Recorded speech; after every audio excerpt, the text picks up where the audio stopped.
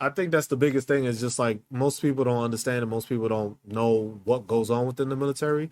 So there's a bunch of stuff that happens is just like you just don't hear about, or you hear about it when it's too late. One thing is the Army What the Fucks page on Facebook. That page is hilarious, and but it's helpful at the same time because it brings to light information, and it talks about like it'll really point out like the dumb shit that we do in the military. And it'll try to like bring to light sometimes like because some people they don't have a voice, or they do have a voice, but the people in charge of them don't allow them to have a voice. And when they do say something, it's like there's repercussions for it. So that's why most of the time it's like I will say I've had that issue because I've been very outspoken and I fight for soldiers, which is my job to do as a non-commissioned officer. But it's my job to basically make sure I'm taking care of the people around me. And most of the time that I would be disliked in certain places that I worked at, I was disliked for that reason. Because I made sure to educate people and teach them the right way of doing things and having them learn what they were supposed to learn and know their jobs and know other people's jobs that pertain to what they had to do and what they were doing. So a lot of places ain't like that. A lot of places are more like toxic. Like some places like out here in Germany, forget about it. I can't even tell you how much toxicness is here, and just like stuff that gets done and stuff that happens, stuff that soldiers go through and stuff like that, that regular people don't go through this shit. As a civilian, you'll never experience some of the dumb shit we gotta go through, because you can literally just be like, yo man, fuck this shit, I'm out, I quit. We don't got that option. Unfortunately, we don't have that option. If that was the option in the military, bro, we would have so many less people in the military right now, because it's just like the stupidity that people go through. Because sometimes, like I said, I hope your dad does a great job. That's because having a company commander, it depends, it changes. It's a different aspect as to how they lead, because you can tell the difference in how a company commander leads just by how he goes off of stuff, how like if he really cares. Because a lot of the times, like the whole army's pushing army first or family first or soldiers first or whatever the hell the damn motto is that they got going on right now. But it's like, do people really follow it? No. Do people really pay attention to it? No.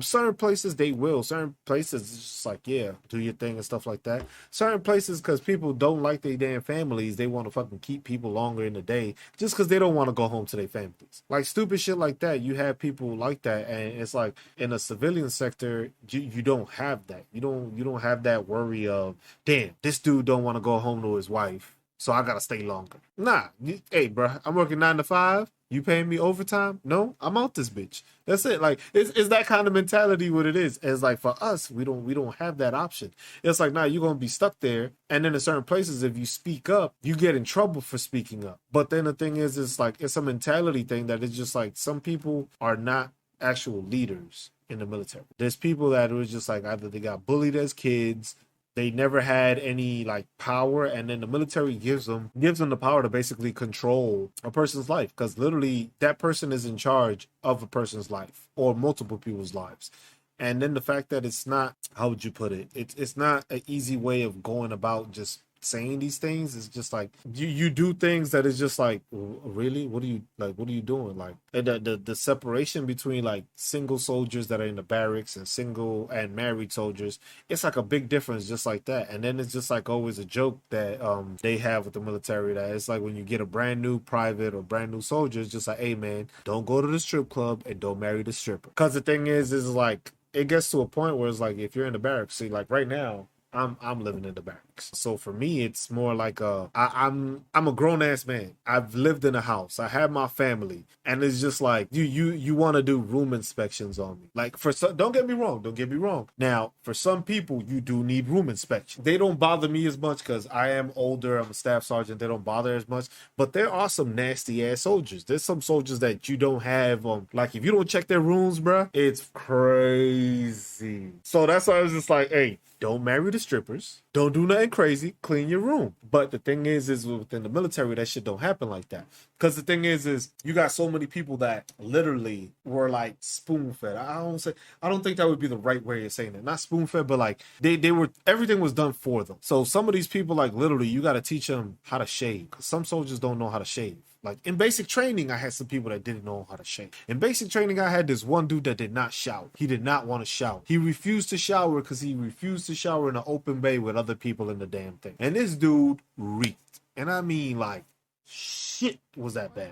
It was just like, bro, that was terrible. But then, like I said, you got soldiers that decide to, oh, I need to get out of the barracks. I need to get out this situation where I gotta pull CQ or I gotta check this. I gotta be checked on. People coming into my room checking if my shit is clean and stuff like that. And it's just like, yeah, the first thing they do is they get married. I was like, hey, bro, this is my ticket out of here. I was like, hey, you want to come with me? We good? You want to get married? Cool. They say, yeah, boom. That's it. Now you out. Now you out the barracks. You don't got to deal with like half of the dumb shit. You ain't gonna be out in the barracks cutting grass, pulling weeds, or pulling out all of your furniture out your room to have them clean it, make sure it gets cleaned, and then put your shit back into the room. Or like the little dog and pony shows, as we call it. We call it dog and pony shows because it's like there's a big wig coming around, or like a higher up, a supervisor of a supervisor of a supervisor, to put it in, I guess, like easier terms. And that's what you'll see, and that's what you'll have. And then all of a sudden it's like, oh, we gotta clean up, we gotta clean this, we gotta do that. Oh, this has to be like, oh, well, what's they just did not too long ago, a white glove inspection. I'm like, bro, why the hell are you white glove an inspection a fucking building that the fucking building grows mold? Why aren't you taking care of the fucking mold? You more concerned with somebody coming in looking at the shit at a soldier's room like, oh, this shit is dirty. But you ain't got no fucking washers that work. Like, what the fuck you like? I gotta see. That's why I think it's gonna be interesting me talking on these podcasts, because it's just gonna be like, I'm gonna let loose, knowing all the shit I know, all the shit I've experienced, all the shit I've seen, all the shit that people are still dealing with that is stupid. And it's going to sound like I'm talking negative about the military, but at the same time, there's going to be episodes that I do that is just like, yeah, things aren't as bad as I make it seem. Some of them will be as bad. Some of them will not. Some things will be okay. Some will not. It has the good, it has the bad, and it has the ugly. So the good things is just like the opportunity and the benefits, some benefits that they give you. I ain't gonna say all of them shits, because the military health, I am not gonna say is the best shit, because everybody, all I know is civilians be like, or people, friends be like, oh, but you got free health care. Boy, if you had this health care, your ass would be running to the fucking mountains to try to come get surgery. You probably cut yourself open to try to fix yourself sometimes with the horror stories that you heard. Sometimes they fix you, sometimes they don't. But that's something that needs to be explained. That's something that needs to be brought up. I think that's something that I want to talk about. Like stuff like that. Like I would like to have people that have questions bring up questions, so that way I can just speak on them and just let people know, like, hey man, like, no, that ain't it, bro. Nah, this is not. That's what you thought. This is how it actually is. But that's why I also plan on having like guests, like other military service members. They're not going to be active duty. I would love to have active duty because they're the ones that'll be going through the stuff. But I want to have veterans, because basically a veteran can say what they want on the podcast. Ain't going to be an issue. I don't want to put like names out there and stuff like that, unless it's to like speak good on somebody. If it's to speak bad on somebody, I'm going to try to see if people refrain. I'm going to refrain from saying shit. Doesn't mean it's always going to work. I may say some names, I may not. I'm going to try to avoid that. I don't want nobody suing me because I decided to say something which was blatantly true, and they didn't agree with it because I'm slandering them or some shit like that. So we'll avoid that little mishap right there. But yeah, that's how it's gonna be with it. It's just like there's so many things within the military to talk about that it's going to give me the opportunity to speak on the subject, enlighten people on the subject, and some people might be able to enlighten me on it, because I know like I said, like I put before, I know everybody is not gonna agree with what I say, because you have some hard-headed, hard-nosed people that were basically damn near institutionalized, that all they know is the military, all they did is grow up on it, that's all they think, that's all they do. And then it's gonna be a realization for some of them, if they decide to listen to this. It's just like, hey man, like, you going about things the wrong way. I was just like, certain people are just so stuck in their ways, because it's just like it's just like certain people, but it's just like they get so institutionalized that it's just like their mentality is brought in from a previous mentality. Like the one thing I always read and pay attention to is like that story of like the monkeys. Like they did that experiment where the monkeys are in a cage and they put a monkey, like they put a thing of bananas on the top of a tree or something. And every time they tried to climb up, they would get zapped. So they would like sting them. I think it was like zapped or something. So the monkeys got used to that, and it was just like, hey, if we go to try to get the food, we gonna get zapped. So what happened was then they brought a new monkey. This new monkey had no idea what was going on. He went up to go try to get the bananas. The other monkeys whooped his ass. Like, nah, bro, you ain't touching this shit. They didn't explain why. The new monkey didn't know why. It's just that's how the things work. Go for the banana, we gonna whoop your ass because we ain't getting zapped, so we gonna do it with you. So that's kind of like the mentality that sometimes the military has, because then you keep on bringing these new monkeys. They have no idea, but that last monkey knows, like, hey, bro, you go for that shit, I'll fuck you up. Why? Because I get zapped. So the reason is you get zapped, but it's like, why are you getting zapped to try to get the monkey? The banana. It was like, but that doesn't get explained to people. So that's like the analogy I have sometimes when it comes to the military. It's just like people follow the trend that they were shown. So a lot of people, like I will say, after the 9/11, you had a lot of people where they needed more people for the war and stuff like that. You had a lot of people that shouldn't be in the military. And a lot of these people are now the senior leaders in the military. They've been in long enough. They didn't have any, some of these people don't have any managerial skills. They don't have any admin skills. Some of them just went up the ranks because they've been in long enough, kissed enough ass, and made it to where they are. And then the thing is now you're putting them in charge of people. And that's what I think a big problem is, because like you put people that don't know what they're doing, but because they kissed enough ass and they look good and they did the dog and pony show in front of these people, they're like, oh yeah, that's an amazing soldier. This is and then everybody else is looking like, fuck, like, are you serious? I was like, this is the person that y'all glorifying and stuff like that. But then you got the hardworking ones that don't do nothing, I guess, spectacular enough to get recognized. But those are the most trustworthy, most hardworking, hard-nosed people that you have. And you end up losing them. I'm one of those. That's why I'm getting out. I'm not doing another 10 years in the military for that. You have people that have busted their asses, like literally day in, day out, giving up time, giving up sacrifice time with their family, stuff like that. You have soldiers that wearing on deployments, multiple deployments. You got soldiers that are always out in the field doing training and stuff like that. Like, yeah, I understand you're training for war, stuff like that. It happens. Cool. Comes with the job. I understand it. But at the same time, you got to give people that time off, because the amount of divorce that happens in the military, it's outrageous, because of the fact that people don't realize that you're so far away from people, and you're not there with the people, so you don't get to experience that. You don't experience having to leave for a month. Like, imagine somebody with their family just like, yeah, oh, I got to leave for work for a month. They leave for a month. Next thing you know, it's like, oh, it got delayed. It's a month and a week now. Then you come back. You missed everything with your family for a month and a half. You could have had something planned or something like that.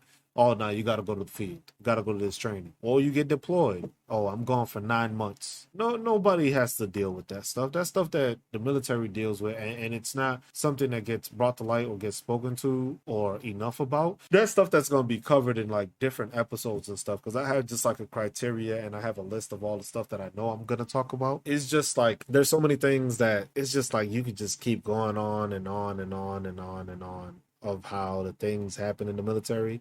But it's just like most people don't talk about it, and a lot of people are scared to talk about it. I'm not scared to talk about it because I think it needs to be said. Certain stuff has to be said about the military. It was like, yes, it can give you a great foundation. It can give you discipline. It can show you the right way. But at the same time, you have to have the right people showing. And that's why I think most people revere their drill sergeants. I think drill sergeants are the epitome of what you want to be or you want to become. Because till this day, I still have my two drill sergeants that I had, still two top NCOs I've ever had. Drill Sergeant Nazardine and Drill Sergeant Brown. Sergeant Major Nazardine, I actually ran into him out here in Germany. And he actually remembered me. They go through a whole bunch of faces, a bunch of people. And Drill Sergeant Brantley is now First Sergeant Brantley, and they're both out there, and those two, like, they showed me a way of being a leader, which they told me I had the qualities and I showed the aspects of it, but I think being with them enhanced it for me, because it showed like, hey, you got to be able to, you're strong as your weakest link. So if you could develop your weakest link, you become stronger, because then now the weaker, that weakness is being eliminated because you're teaching them to use it as a strong point or making it a strong point, so it's no longer a weak point. So that's one thing that I think with that, it just comes with it. Like those two men basically showed me a lot, and I went through a rough time through basic training, which that's going to be part of the other episodes, just basically showcasing and talking about how I went through the stuff and what I went through. But it's different aspects, different things that go along within the military that you'll get to see, you'll get to hear about. And I think the best part about it is that I'm gonna have certain topics that I'm gonna try to ask all the guests that I have on there to be a part of and to speak on. Because then I think that's going to influence it more and you'll hear it from a different perspective. Because you're going to hear my perspective. And like I said, not everybody's going to agree with my perspective. They're going to go ahead and they're going to be like, you know what? Nah, I don't agree with that. Or he don't know what he's talking about. But then you may hear it from 2, 3 other people and you're going to be like, oh man, maybe he was talking about the right stuff. Maybe he wasn't. You don't know. It's different. It's like I said, it's a give and go scenario kind of thing. But yeah, it's just something that is just you gotta go through, deal with. It's the military. It's not meant for everybody. Military is not for everybody. Everyone is not for the military. Certain people are meant for it. Certain people thrive in it. Certain people do not thrive in it. Some people just get put into the wrong situations or end up in a bad situation. Yeah, I've heard controversies already about the past couple of years of what's been going on.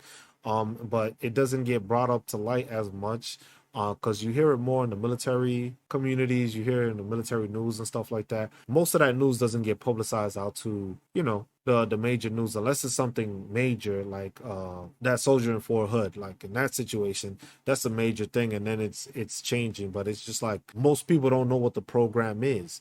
And I've seen places where it's just like people, they've decided that I saw it, I believe, I forget where I saw it from, but I saw it on a video of a previous service member that would go up to civilians, regular people, and just ask them like, hey, would you join the military? And the high percentage of them were just saying no.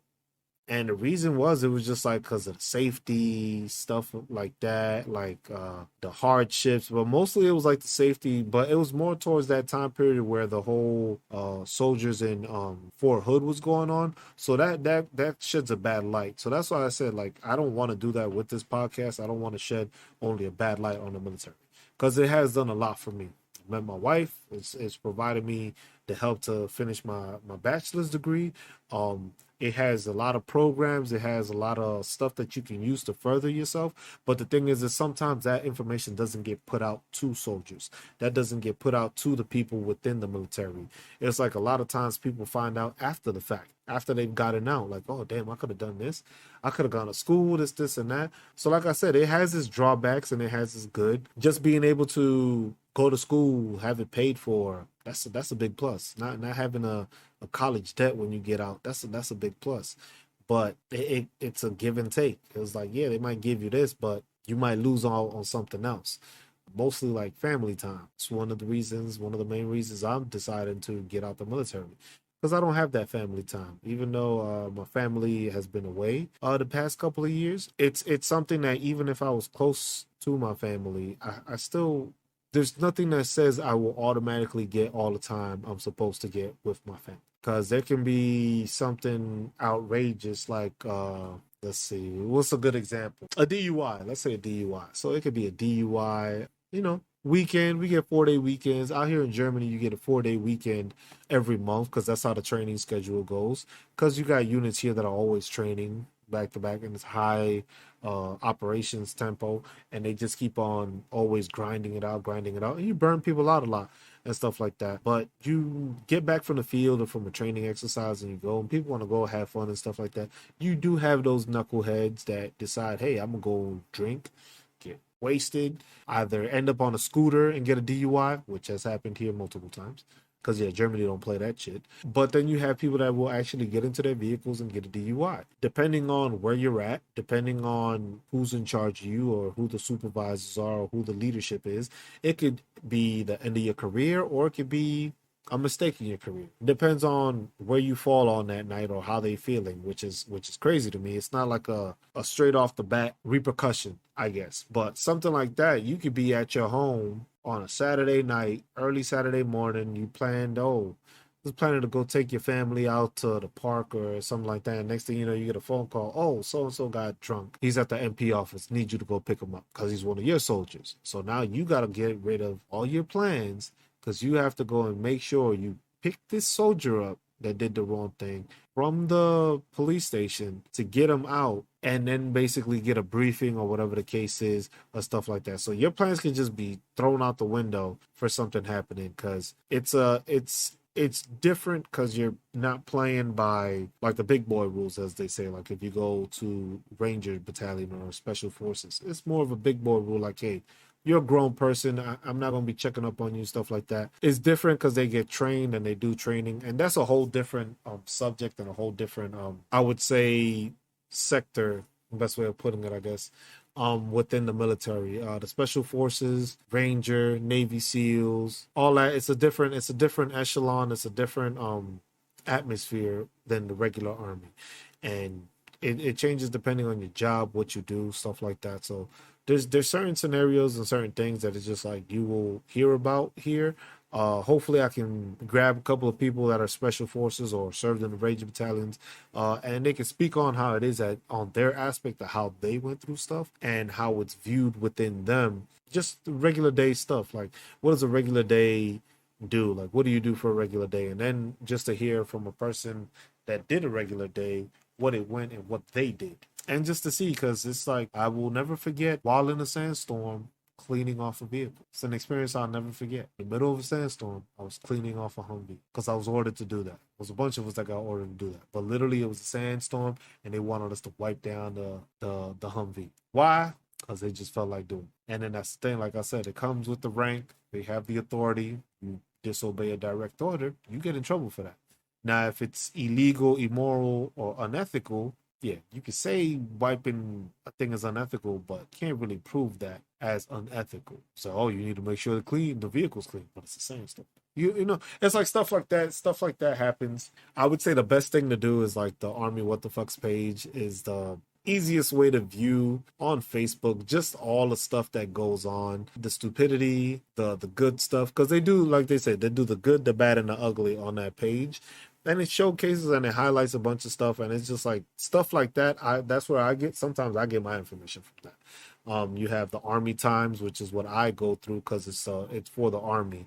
But each branch has their own stuff, and each branch has their own way of doing things. So I'm giving my perspective off of the Army side. That's what I know. That's what I've been doing for the past 10 years, or I did for 10 years. And that's what I'm going off of. So this is what I'm going to be pushing out to people so that people understand that this is what I know. Army, me being a chemical soldier, a chemical, biological, radiological, nuclear specialist. That was my job title. That was my job description when I came in.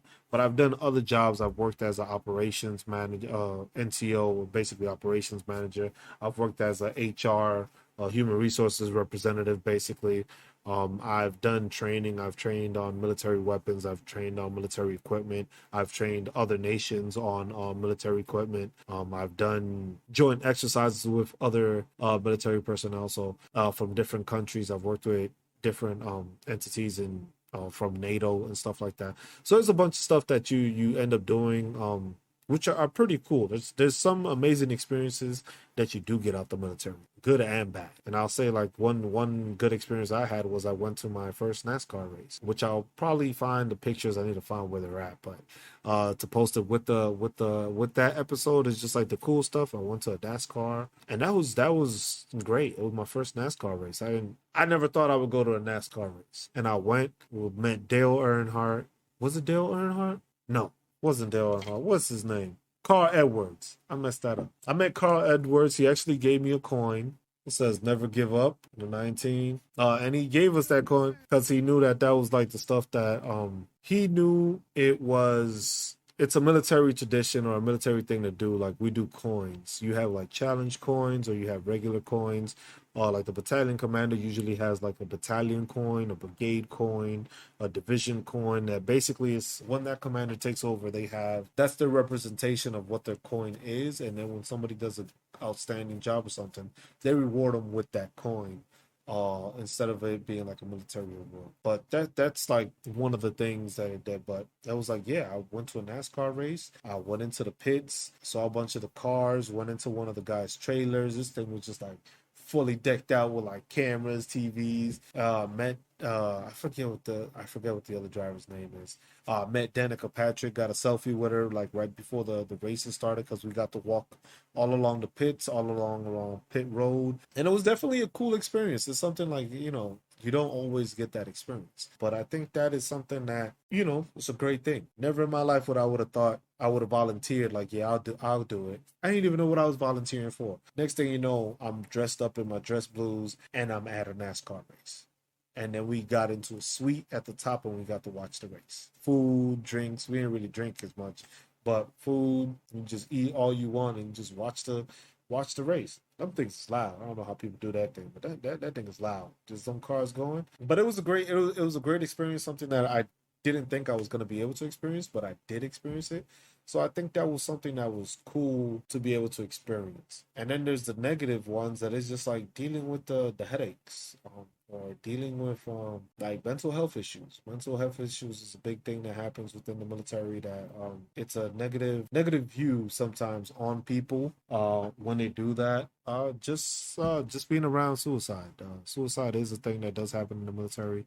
And some people just don't know the signs. Some people don't pay attention to the signs. Some people don't care for the signs. And that's one thing that is just like you need to talk about. You need to express yourself. You need to be able to speak on it and be able to realize that hey, somebody's not in a right state of mind.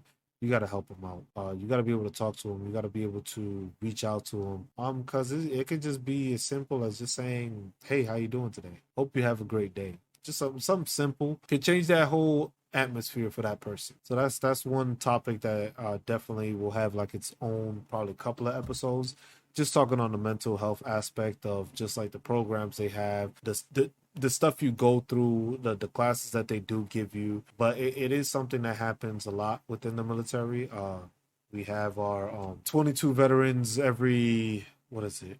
Every 22 minutes a veteran takes their life, and it's a serious issue with that. Just being able to speak on it is hard because you've been around it, you've had people around you that have tried to commit suicide, and it's a very horrible thing to deal with. I know some people have dealt with it even outside the military, so I know how that goes. But it's a very mental health is a big aspect of these talks as it goes, because we will talk on that. We will have people, if they would like to share, I will ask to see if they want to share what the state of mind was like, what they went through, how it was, how they get out of it and stuff like that, because maybe it could benefit a soldier that's still in the military, or it could benefit somebody that's out of the military, because you still have veterans that are committed suicide because they have PTSD, or they suffer with depression, they suffer with just like mental disorders that were caused by the military, or just that they maybe had before the military, but it got even worse as they progressed through the military. So there's a bunch of different aspects to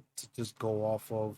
That alone is I would say it's a touchy subject for that, but it's going over that. It's talking about mental health, talking about why people decided to get out the military, why they wanted to stay in the military, or they did 20 years and retired, or did 10 years like me and got out.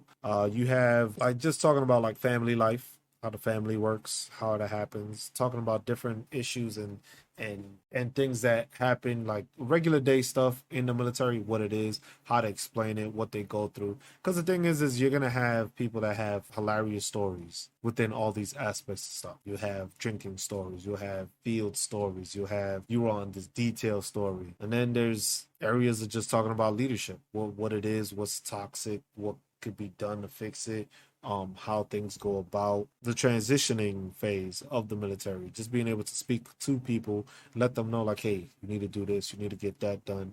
Because sometimes they do, the Army does have the SFL TAP, which is the Soldier for Life program, transition program, which it is beneficial, but sometimes I believe it could be enhanced more, or it can help people more on the way out. But there are a bunch of programs, and there's the VA, which the VA, that alone is just it's a topic itself. I'll probably be able to give you more insight into that once I'm done dealing with my VA stuff, which is in the process. But that's a whole different story also. Just talking about the medical system also within the VA, because the VA is one thing, that's after you get out the military. But talking about how the medical is within the military, that one is going to be a fun conversation to have, to say the least, I would say, because there's going to be a lot of stuff being said on that one that, yeah, should be interesting. But that's mostly the gist of what this is gonna be like. This is how these conversations are gonna go. This is how these topics are gonna go. This is how we're gonna just go about all the different stuff that we can do, just so that people have a, I would say, introductory knowledge as to what the military is. That way you learn from it, you can experience it, and hey, if you feel like you want to join, hey, more power to you. It's gonna get better. At least I feel that way. Some people might not agree. Some people might disagree, and we'll see. You'll see. There's gonna be guests on the show that is gonna talk yes, and gonna talk no. Some of them are gonna be like they're grateful. Some of them are gonna be like, man, fuck this shit. And I'm just here to just try to put that out into the world so that people understand that. Because I've noticed there's not many outlets and there's not many places where you see this aspect of the military. You don't see the vocalization or the attitudes that most people have towards it spoken out, because they don't want it to be spoken out. You don't want to have the military being spoken bad about. Understandable. So you want to keep stuff covered, but at the same time, shit comes to light, and that's when you got to expose certain things. You got to talk about certain things. You got to make sure people are aware of what's going on. This will be, I guess, like the prelude podcast, I guess, episode, and we'll go from there. I guess that would be the best way of doing it. So I appreciate everybody that does decide and has decided to listen to the podcast, watch the video. I appreciate y'all for it. We'll be publishing all the videos out on YouTube. For the podcast, we will try to push them out onto Google, Apple, Amazon, Spotify, anything we can distribute as podcasts, like the major podcasts that most people use to listen to the podcast. That's what it's going to be. Videos will be up on YouTube. Page is Just Cruz on YouTube is JUST_CRUZ_ON. And that's what we have. That's what we have our YouTube page. So you just look that up. Give a subscribe if you like. We'll have all these videos going. Make sure to like them. Also, we'll try to keep as many videos as we can. Some of them may be turned into just audio episodes, depending on the situation, since I am moving out of the military right now. So depending on how the situation goes, how it differs, we'll go from that aspect and we'll go forward from there. So we'll try to do mostly video for each episode. If we can't, we won't be able to, we'll just have an audio aspect to it. That way you can just listen in, but we'll try to do as much video as we can add to it. Try to see if we can get like little PowerPoint slides or something going, so we can depict and show like the stuff I went through, like pictures of that I've had throughout the military and stuff I've done, situations I've done, or basically like stories of what I had, so that basically you can get a visualization of it. But if you don't get the visualization, I'll try to depict it as best I can to make sure you understand. But this will be the prelude, I guess, as I was saying. That's all.